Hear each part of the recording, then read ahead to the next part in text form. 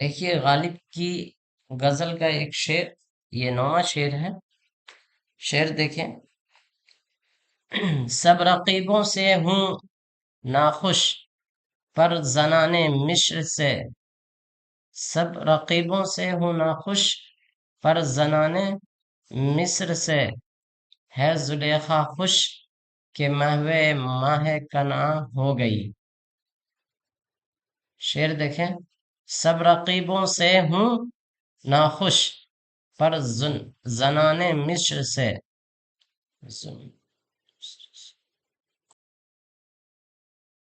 سب رقیبوں سے ہوں ناخوش، پر زنان مصر سے، مصر بولے یا مصر بولے دونوں استعمال ہوتا ہے۔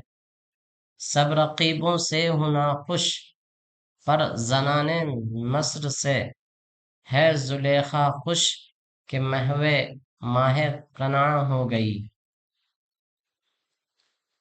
شعر کا مطلب دیکھیے، ماہ کنعاں سے مراد یہاں پہ جو ہے کنایا کے طور پر استعمال کیا گیا ہے۔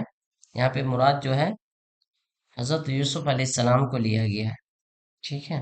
یہاں پہ مراد جو ہے حضرت یوسف علیہ السلام، مطلب ہے عام طور سے عاشق اپنے رقیبوں سے نفرت کرتا ہے، مگر زلیخا اپنے رقیبوں یعنی دوستوں، سہیلیوں، اپنے سہیلیوں سے ناخوش نہیں ہوئی، لیکن یوسف کو دیکھ کر وہ سب ان پر عاشق ہو گئی، وہ سب ان پر یعنی ان کی جو ہے زلیخا کی جو سہیلیاں سب تھی،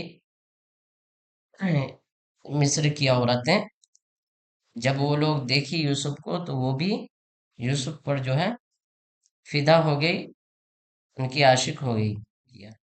اس شعر میں تلمیح ہے اس واقعے کی طرف کہ جب زنان مصر نے زلیخا کو مطعون کرنا شروع کیا کہ وہ اپنے غلام پر فریفتہ ہو گئی، عاشق ہو گئی، تو اس نے ان سب عورتوں کی دعوت کی اور یوسف کو پس پردہ بیٹھا دیا۔ جب وہ عورتیں پھل تراشنے لگی تو زلیخا نے یوسف علیہ السلام سے کہا، ذرا پردے سے باہر تو آ جاؤ۔ جب ان عورتوں نے یوسف کو دیکھا تو اس درجہ خود رفتہ ہو گئی کہ پھلوں کے بجائے اپنی اپنی انگلیاں کاٹ لی۔